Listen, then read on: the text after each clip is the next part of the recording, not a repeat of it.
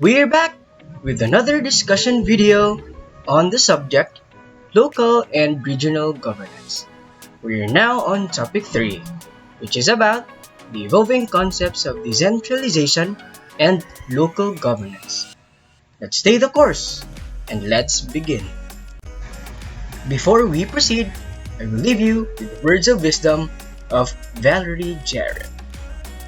When you are in the local government, you are on the ground, and you are looking into the eyes and hearts of the people you are there to serve. Here is our discussion outline. We will begin with the excerpts of Republic Act 7160. And then we will proceed with the enabling role of local government in a decentralized development.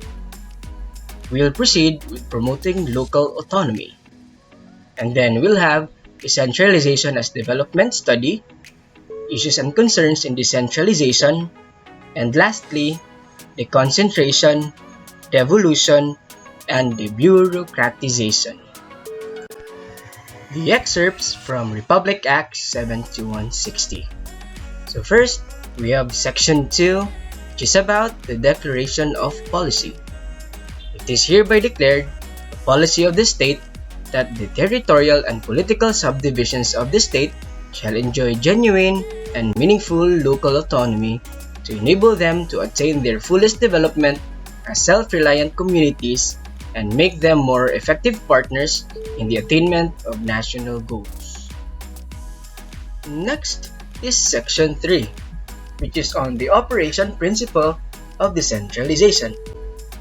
The capabilities of local government units, especially the municipalities and barangays, shall be enhanced by providing them with opportunities to participate actively in the implementation of national programs and projects.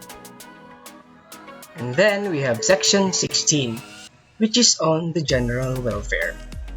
Every local government unit shall exercise the powers expressly granted, necessarily imply them, form, as well as powers necessary, appropriate, or incidental for its effective governance, and those which are essential to the promotion of the general welfare. And then, Section 17, which is on the basic services and facilities. Local government units shall endeavor to be self-reliant and shall continue exercising the powers and discharging their duties and functions currently vested upon them. We now turn to the enabling role of local government in decentralized development. So here is the 4 models of enabling authorities by Leach et al. First, we have traditional bureaucratic authority, which emphasizes strong role of local government as survival provider rather than as a mechanism for community governance. And then we have the residual enabling authority, in which the local authority only provides those services that cannot be provided by the market. Next is the market-oriented enabling authority, which plays a more active and much stronger role in relation to the economic development of the community. And lastly, the community-oriented enabling authority, which views the role of local authority as that of responding and meeting the needs of the populace's various needs. Why is autonomy given to LGUs? Here are 5 of the reasons.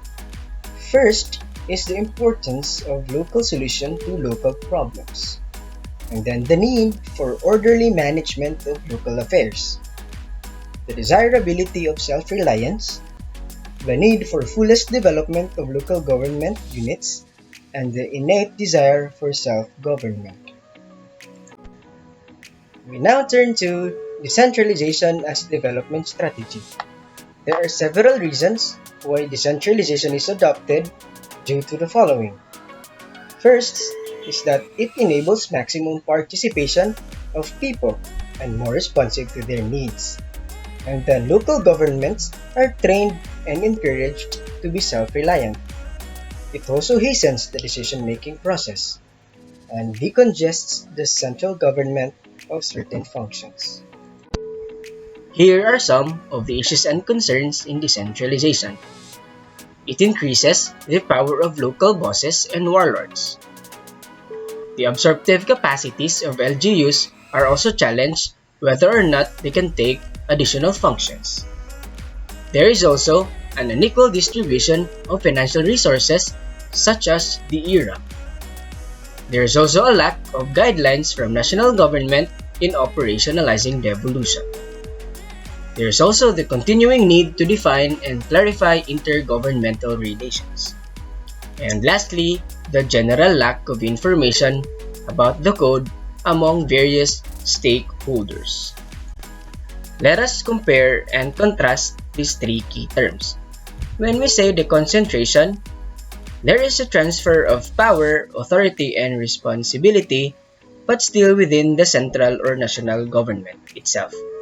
When we say devolution, there is a transfer of power and authority from the national government to the LGUs as the territorial and political subdivisions of the state. So under this, the LGUs are empowered to exercise its autonomy. Lastly, Debureaucratization. So there is a transfer of some public functions and responsibilities which the government may perform to private entities or non-government organizations. So the key term here is the empowerment of non-government organizations and even private entities. You might wonder why private entities and NGOs are involved. So it is said to be that the private sector and NGOs are more effective and efficient. It is also said that they have the financial, technical, and managerial capabilities. Next is that it promotes empowerment and familiarity with local conditions, needs, and demands are well taken care of if private entities and NGOs are involved. We now have finished topic 3. Congratulations! Let us now turn to our main task. You are to make a picture collage depicting or illustrating your understanding on the evolving concepts of decentralization and local governance learned throughout this topic. Please be creative and informative. Good luck! If you have any questions and concerns, you can contact me through the following outlets. So I hope that you have learned a lot as we went along the topic. See you again in our future discussion video as we go along our module. God bless and stay safe.